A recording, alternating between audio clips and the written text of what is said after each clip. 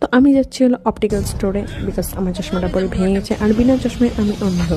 তো এখানে আমি পৌঁছে গেলাম স্যাং অপটিক্যালস। এখানে চশমাগুলো খুবই সুন্দর ছিল, তো ওখানে আমি ডিসাইড করে একটা চশমা চুজ করে নিলাম যেটা আমার ভালো লাগবে।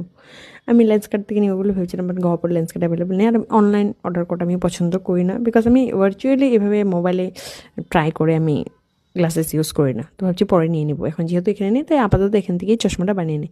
তো এখানে আমি 700 টাকা দিয়ে চশমাটা ফ্রেমটা করে নিলাম। তারপর বললাম পেট প্রজেক্ট করে নিই।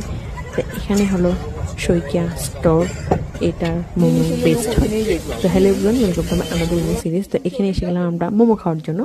আর এইখানের momo the best momo in Gohpur.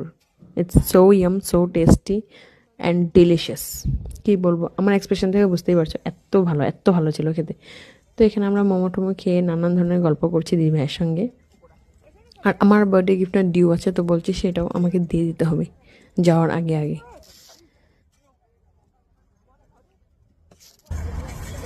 Birthday gift সব দিন কমান ধৈর্য আছে দিয়ে যখন আজকে ফুটোটা আলট্রাসাউন্ড মা জেগা নহল মানে ইয়াত সাইনবোর্ড এটা লগাব নোৱাৰিলে, আল্ট্ৰাচাউণ্ডটো লাইট পষ্টতে মাৰি দিছে। কি কবা ইমান ঠাণ্ডা ফগি